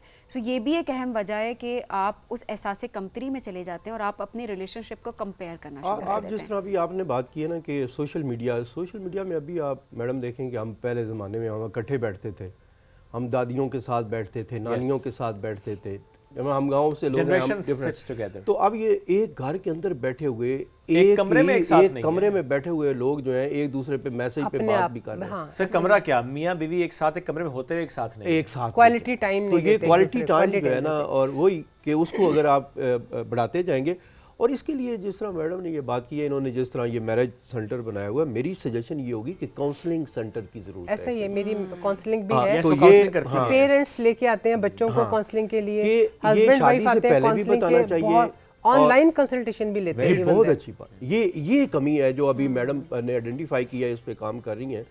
तो ये बहुत ज़्यादा ज़रूरत है इस वक्त कि आप जो हमारे तैयार करें, शादी तैयार करें, एक नया बच्चा जो इन्वेस्ट करना है। हाँ, खास तौर पे ये जो यंग बच्चे शादी के लिए मान रहे होते हैं, या लड़कियों के ड्रीम्स होते हैं कि बड़ा खूबसूरत कोई लड़का जो है ना बहुत हीरो टाइप का हो, बाकी सारी उसकी, मैं फिर उन्हें कहती आप मेरी बच्ची से बात कराएं या मुझे उससे मुलाकात कराएं। फिर उसको मैं समझा के, जैसे किसी का वेट ज़्यादा है, वो माँ बाप के कहने पे उसमें नहीं हो रहा होता, मतलब मैं काउंसलिंग करके बड़े लोगों की तरह बड़े अच्छे रिजल्ट्स भी आए हैं। बिकॉज ग्राउंड रियलिटीज भी तो बहुत डिफरेंट होती है ना। अच्छा, ऐसे में मिसेस राजा, मर्दों का हर महफिल में बैठ के दूसरी शादी का जिक्र करना, दूसरी शादी पे मजाक करना, मैं इस वक्त दूसरी शादी की बात नहीं करी कि वो कर रहे हैं या नहीं कर रहे, जस्ट ड्रीम, ये मजाक करना, मजाक करना, चार लोगों में बैठ के in the absence of their wife, ठीक है, उनकी बीवी वहां पर प्रेजेंट नहीं है या उनकी बीवी वहां पर प्रेजेंट है, ये कितना डैमेजिंग होता है किसी रिलेशनशिप के लिए, स्पेशली उनके अपने माइंड के लिए भी, एंड स्पेशली जब उनकी वाइफ वहां पर मौजूद है, उनकी सेल्फ एस्टीम, उनकी सेल्फ रिस्पेक्ट के लिए कितना जब आपकी वाइफ सिंसियर है, हर लिहाज से परफेक्ट है, जब उसे पता चलेगा कि उसका हस्बैंड हर जगह पे बैठ के दूसरी शादी के लिए बात कर रहे हैं, ऑब्वियसली वो हर्ट तो होगी। Very true. हाँ, ये बहुत जो अभी आपने बात की है और मैडम ने भी जिस तरह उसको इंडोर्स किया है, ये आपने बहुत राइटली आपने पॉइंट आउट की है ये बात। यही वो बात है कि जो काउंसलिंग के अंदर लोगों को समझाने की जरूरत है कि यही वो बात मैं कह रहा हूँ कि जो मैडम ने पॉइंट की, आपने उसको हाईलाइट किया, ये वो छोटी छोटी चीज़ें हैं जहाँ पे लोगों को ग्रूम करने की ज़रूरत है। यानी आपने ये बात करनी है, आपका पार्टनर को अगर ये बात पसंद नहीं है और आप मजाक में बात करके चले गए, वो 10 चीज़ों को लिंक करके सोचता है पार्टनर फिर। यस। और वो फिर सोचता है अच्छा इसने फलां जगह ये मूव की थी, कहीं ये मूव तो नहीं कर रहा, तो वो डायरेक्शन उसकी जब उस साइड पे जाती है तो यहाँ कम्युनिकेशन गैप पैदा होना शुरू हो जाता है। तो ये काउंसलिंग बड़ी जरूरी है कि आप अपने शक का एलिमेंट ऐड हो गया। और यही बात जो मिसेस काजस के अगर अंदर वाइफ सुनती है कि मेरे हस्बैंड ने कहा नहीं जी मेरी वाइफ तो परफेक्ट है, मैं अपनी फैमिली से, अपनी वाइफ से, अपनी लाइफ से बड़ा सेटिस्फाइड हूँ, तो उसका और जो है ना वो उसमें मोराल अप हो जाता है और वो अच्छे तरीके से और रिलेशनशिप बहुत बेहतर बिल्ड होता है। एक तो ये चीज मैं इसके अंदर ऐड करूंगी, एक तो ये होता है कि आप ऑब्वियसली एक डाउट क्रिएट होता है एक रिलेशनशिप में, क्योंकि किसी ना किसी के थ्रू जिसको आप जानते हैं वो कभी ना कभी बात कर देगा। सेकेंडली मुझे ये लगता है आप अपनी रिलेशनशिप की डिसरिस्पेक्ट कर रहे हैं एक महफिल में बैठ के, specially in the absence of your wife, आप डिसरिस्पेक्ट करें अपनी वाइफ को, अपने रिलेशनशिप को। क्यों? क्योंकि ये जो एक रिलेशन है हमें इसको समझने की जरूरत है कितना मुकद्दस रिश्ता है और इसकी कितनी अहमियत है। एक सबसे बड़ी बात जो अक्सर मर्दों की होती है, औरत को एक ही धमकी, मैं तलाक दे दूंगा, मैं छोड़ दूंगा, मैं बच्चे रख लूंगा, मैं तुम्हें निकाल। जब तक औरत को ये हर वक्त सुनती रहेगी, उससे कैसी सिक्योरिटी फील होगी अपने घर में कि ये तो कभी मुझे डिवोर्स कर देगा, ये तो कभी मुझसे बच्चे ले लेगा। तो ऐसी बात आप ना करें। जब आप हर वक्त ये धमकियां देते हैं ना, उसके माइंड में होता है पता नहीं मुझे कब निकाल दे घर से। मैडम ने कही है ना बात, एक्चुअली आप ये देखें कि जो पूरी दुनिया में जो मुआशरे ग्रूम हो रहे हैं या वहाँ पे जो प्रॉब्लम आ रहे हैं, जो डेवलप्ड कंट्रीज होती है उनके कई इश्यूज भी होते हैं, वो यकीनन हमें भी जो आगे बढ़ेंगे वो हमें, तो ऐसे इदारों की ज़रूरत है कि जो इसकी पूरी गाइडलाइन बनाए कि इस एज के मियाँ बीवी को ये कम अज़ कम ये SOP हैं कि महीने में ये काम करने चाहिए, ये करने चाहिए, आउटिंग पे जाना चाहिए, फलां करना चाहिए, आपको बच्चों को ऐसे अपने साथ बिठा के खाना खिलाना चाहिए, मियाँ को ऐसे बात करनी काम चाहिए। हो रहा है, लेकिन हाँ आप दुरुस्त का काम ज़्यादा वक्त बड़ा मुख्तसर है। हम ज़रा क्विकली आएंगे उस दूसरे तरफ भी। जो स्टैट्स आपके पास हैं, कितने फ़ीसद ऐसे लोग हैं जो जिनकी शादी नहीं चली, नाकाम हो गई हैं, सेपरेशन है, डाइवोर्स्ड है? अगर हम स्टैट्स ये भी क्विकली आपसे ले लें अभी इसमें जो मैं पहली बात बताऊं कि उसमें क्योंकि हम बता रहे थे तो जो पहले 4 और 3 वाले थे जिन्होंने एक घर में रखा है, तो लाहौर में इस वक्त सबसे ज़्यादा वो तादाद जो है वो लाहौर में है। ठीक है, पेशावर के बाद लाहौर में है। पेशावर के बाद लाहौर में है। जहाँ एक घर में एक शौहर और 4 बीवियां रह रहे हैं। ये 1331 घराने ऐसे हैं जिनकी 3 बीवियां एक ही घर के अंदर रह रही हैं। 3 बीवियां एक घर में 1331 घराने। 1331 घराने हमारे पास ऐसे हैं जिनकी 3 बीवियां एक ही घर में रह रही हैं। अगर 2 वाले मैं बात करूँगा ना, तो लाहौर फिर अगेन हमारे पास 17,076 ऐसे घराने हैं जिनमें 2 बीवियां उसने रखी हैं एक घर में। कम सबसे जो है वो कराची है सेंट्रल, जिसमें 12,235 हैं। तो अगर इसी तरह कश्मोर है आपके पास, मुजफ्फरगढ़ अगर आप देखें तो 12,000 के करीब वहाँ पे ऐसे हैं। डेरा गाजी खां के अंदर 13,770 ऐसे घराने हैं जो इससे दो अगर हम बीवियों के कराची से साथ ये कंपेयर है। करें, कराची की पॉपुलेशन देखिए और मुजफ्फरगढ़ की पॉपुलेशन हाँ, देखें तो तो यहाँ बहुत उसको ज़्यादा आप है। देखें तो वो मैं इसीलिए उसका स्टैट आपके सामने ठीक रखा है। है। सही। यहाँ पे पेशावर में वही जो तादाद उधर 4 वाली थी, अब वो 16,865 हो गई है कि 16,000 उन घरानों में से मतलब ऐसे हैं कि जो जिन दो बीवियाँ एक ही घर के अंदर यहाँ पे ठीक हमारे है। पास है। तो अभी आपने कहा कि जो हमारे पास जो शादियाँ नहीं चली, जो मैं इसको ऐसा नहीं कहता कि शादियाँ डिवोर्स हुई है या कोई और भी रीज़न्स उसमें हो सकती हैं, ठीक है, लेकिन मैं अगर आपको ये बात बताऊंगा तो चनियोट ऐसा हमारा डिस्ट्रिक्ट है, अगर बड़ा मैं उसमें कहूँ तो यहाँ पे 1.42% उसकी पॉपुलेशन, जो 15 लाख के करीब उसकी पॉपुलेशन है, जिसमें डाइवोर्स हमारे साथ हुई हैं। ओके। दूसरे नंबर पे चकवाल आ रहा है कि चकवाल में वो 1.13 की रेशो पे है। इसी तरह जेलम हमारे पास उसकी आबादी के अंदर 1.0% ऐसी ख़वातीन हैं 40 प्लस की जिनकी डाइवोर्स हुई है।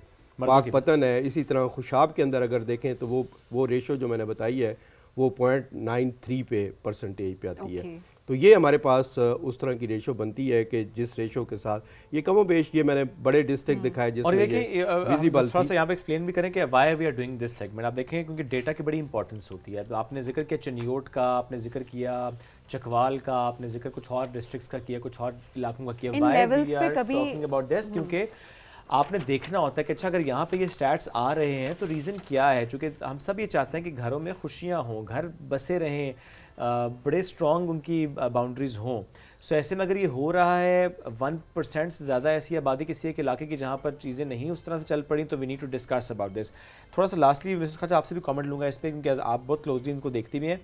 शादियाँ हुई, चल रही हैं, मसले हुए।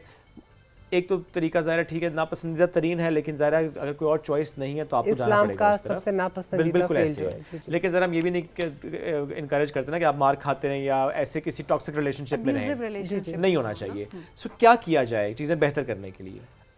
अगर तो देखिए कोई बेहतर होना चाहता है, अपने घर को बचाना चाहता है, तो वो तो सारे स्टेप लेगा। जो नहीं करना चाहता, जिसने ठान लिया कि हमने ये इसका एंड अप करना है, तो वो तो फिर करेंगे। लेकिन मतलब तरीके से बातें सॉल्व हो सकती हैं। मैं तो वही कहती हूँ हत्तुल इम्कान कोशिश करें। अगर शादी होगी है, क्योंकि कोई बंदा 100% परफेक्ट नहीं है। आप इसको छोड़ते हैं, कल उसमें जाने कितनी नेक्स्ट वाले में कितनी बुराइयाँ हों, उसमें क्या अच्छाइयाँ हों, क्या बुराइयाँ हों। आप कंप्लीट हर चीज़ नहीं मिलेगी आपको किसी में। इसलिए जो एक बंदा है 1000 बंदे की बुरा वो मतलब खूबियों पे नेगेटिविटी, फोकस करें। हाँ उस पे करें, आप उसको फोकस करें और उसको बेहतर करने की कोशिश करें। अच्छा एक चीज़, एक केस मेरे सामने था तो मैं आपकी राय इसमें ज़रूर लेना चाहूँगी कि एक खातून ने कहीं पर लिखा कि मतलब हमारा रिलेशनशिप अच्छा नहीं चल रहा था, उनके हस्बैंड के साथ रिलेशनशिप ठीक नहीं चल रहा था, मामलात इस हद तक बिगड़ गए कि वो अपने घर चली गई और उसके बाद उनके हस्बैंड ने डिवोर्स पेपर्स उनको भिजवा दिए। तलाक हुई नहीं है अभी, सिर्फ पेपर्स भिजवा दिए, मामला यहाँ तक पहुँच चुका है। लेकिन वो खातून ये कहती हैं कि मैं तलाक का अभी सोच भी नहीं सकती और मैं तलाक लेना भी नहीं चाहती। ऐसी सिचुएशन में क्या रिलेशनशिप वापस उस जगह पर जा सकता है जहां से शुरू हुआ था, या चीजें बिल्कुल बेहतरी की तरफ जा सकती हैं? देखिए ना, स्पेशली अगर मर्द इस नतीजे पर पहुंच चुका है, इस स्टेज पर है कि डिवोर्स पेपर्स तक भिजवा दिए। लेकिन देखिए अगर खातून ने एक्सेप्ट नहीं की, डिवोर्स नहीं हुई, तो वो ये कर सकती हैं कि उन मामलात को उसी नेच पे ला के उसको पॉजिटिव तरीके से चल सकती हैं।